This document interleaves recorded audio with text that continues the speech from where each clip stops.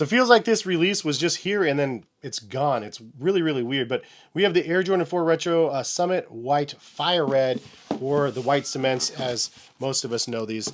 This is a fun one and a very conversational one because this is a retro I think we can all agree is a classic. But there's a lot of controversy behind this release. And so I wanted to give you guys a look at mine compared to the previous version and let you guys know my thoughts. Just as a consumer, of somebody that appreciates the products, and let you guys know if it's really like that good of a product or not. So what we have here, so this is the previous retro, and you can see the netting is yellowed a little bit on the older retro. I don't remember the release date of this one. 2015. So I do have two of these ones. So I was like, okay, I still have a pair on ice here. That being said, in hand, I mean, you look at them side by side, you're like, okay, yeah, it's the white cement Air Jordan 4s. There are some small differences here and there. Is it so drastic just by looking at them that you're like, okay, this one is 100,000 times far superior over top of the previous retro?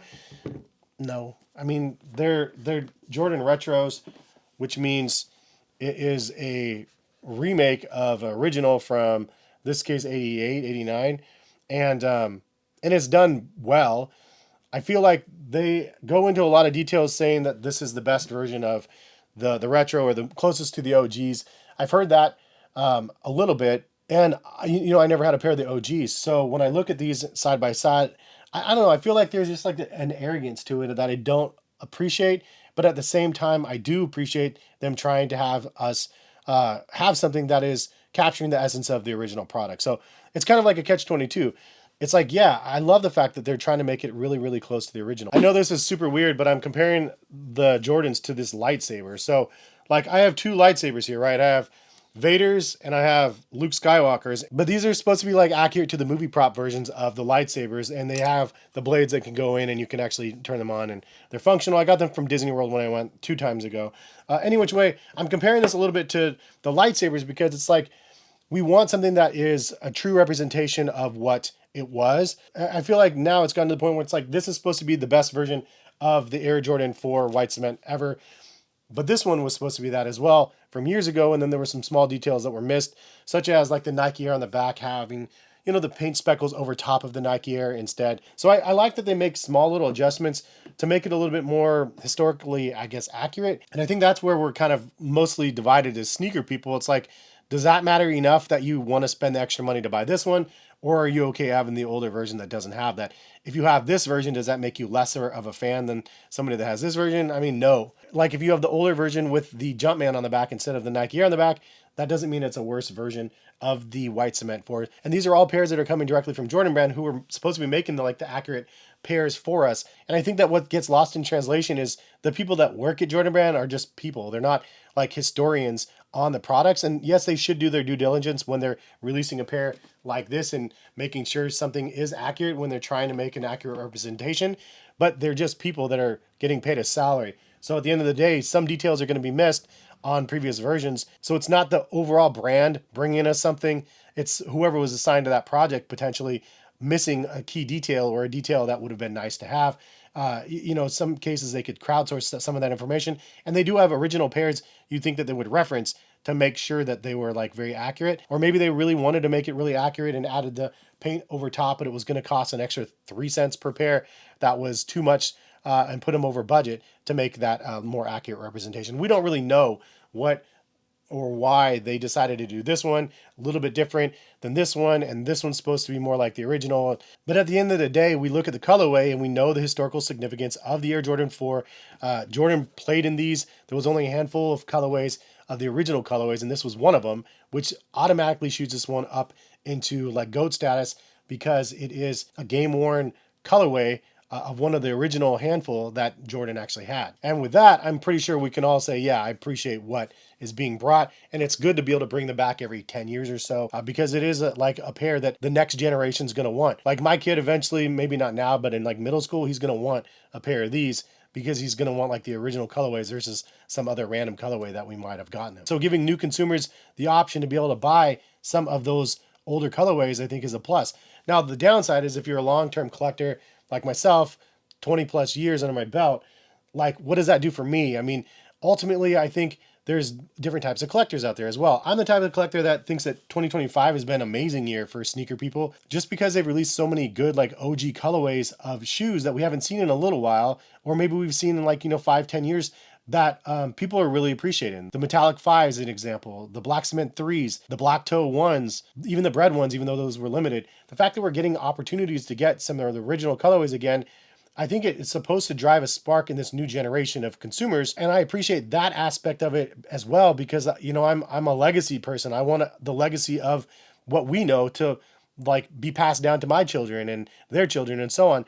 But if you are an old salty sneakerhead that goes, I had this one, it was worth $600 and now they're worth nothing because this one came out, then I don't know really what to tell you. Like, I feel like it is okay that they're going to be releasing new pairs of them. They got to make money, number one, to have that legacy live on so they can have creation of new products. They're trying to do the best job that they can creating new products that are more like the OG ones, even more so than, the last couple of go-arounds. And if you're more interested in protecting your investment from the previous pair that you bought 10 years ago versus extending the legacy of what Jordan Brand is, I don't know. I'm more of a legacy person. Like I said, I like the fact that my kid's going to go, what are those? Oh yeah, you have those ones.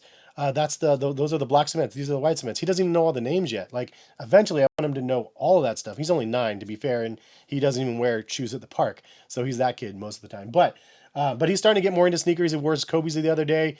He wore his military fours the other day as well. So he's starting to like him a little bit more coming into 4th grade. But I'm all about that legacy, obviously, as a family man. But as somebody that wants to see the brand continue to thrive and succeed, I want more pairs of the original ones that really matter to be readily available. And if that means making them every 10 years, that's great. And if that means that they're making small improvements to make them a better product, then I think that that is great as well. Now back to the shoe at hand though, the white cement 4s. Is this really the best version? I think that yes and no. Like, we got to remember, even like the ones in '89 didn't have ridiculously nice quality leather. Like, ultimately, we have this PU coat over top, this polyurethane coat over top of the leather that makes it more durable and more like flawless looking, where there's no divots and there's no like natural leather look to the shoe. And that's what they're recreating. So it's like, yeah, of course, the quality is going to kind of like suck because it's not made to look natural. It's made to look like uniform, if you will. So that being said, I don't love the quality of most of the Jordan Retros. I think that they're kind of garbage. Is this one better or worse than the previous version? I mean, it looks equally bad. I mean, it's a small layer of leather, a lot of coating over top of it. I think it's kind of a moot point. Like, yeah, the quality is not very good. It's a Jordan Retro. Like, that's what we expect. I think overall the details are pretty nice. I mean, the outsoles look pretty much exactly the same, which is what we would expect. The Nike Air is done differently. As you can see, it's like a lot bigger on the new one than on the older pair, and these are both size 9.5. Nike Air branding in red on the insole, and then the Air Jordan flipped upside down on the tongue.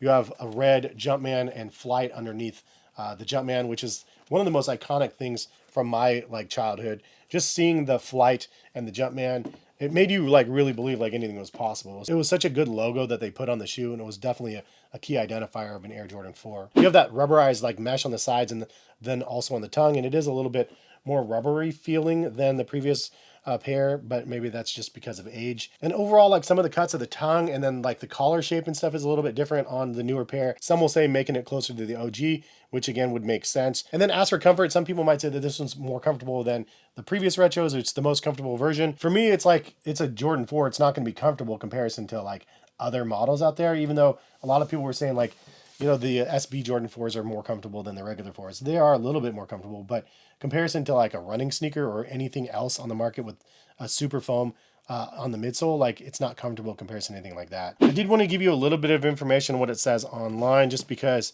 I was very curious. And it does say these were $225. Among all the classics in hoops and streetwear history, the AJ4 is a breakthrough icon that transcends sports and culture, the attitude, the history, the moments. This white cement edition lets you step into the past and present day classic. The shape, the fit, the feel are crafted to the original 89 specs, featuring a premium white cement leather upper, TPU wings, cement speckling, and Nike Air on the heel. And overall, again, I think that they nailed it. I mean, it does look good. I do like some of the changes. Overall, is it a game changer? I think that it's, again, nice that they're improving their crafts, or they're trying to improve their crafts to make it more true to the original. But again, it's hopefully it's not like an ego thing where people are like, this is definitely a far superior one to the previous versions. I'm not letting anybody trick you into thinking that this is heads and tails above the previous. The other one is great too, as well as the previous one before that. So ultimately, I'm just happy that they're bringing them back out, keeping the legacy alive, which is, I guess, the main theme of the video. And I'm there for it. I want the legacy to live on. But leave a comment. What do you guys think about the Air Jordan 4 white cements? Is it something that you were interested in or not? I mean, 225 is the break point. It's a lot of money for a pair, but it is an original colorway, and if you can get them at retail and stuff, obviously a W. The resale market's not crazy on them either, though, which is fantastic news. But they should have a clever way of releasing all of the different retros that they have, because right now they just go willy-nilly. Every year they release every single model, it seems like, and it feels like they need to have like a strategy where it makes it like feel special way they're releasing them instead of just releasing them every week. But anyways, I was happy that I was able to grab one pair. It was definitely one that, even though I had the previous retro, did I need it? No, but I wanted to compare it for you guys and see it. Is it even better in hand or not?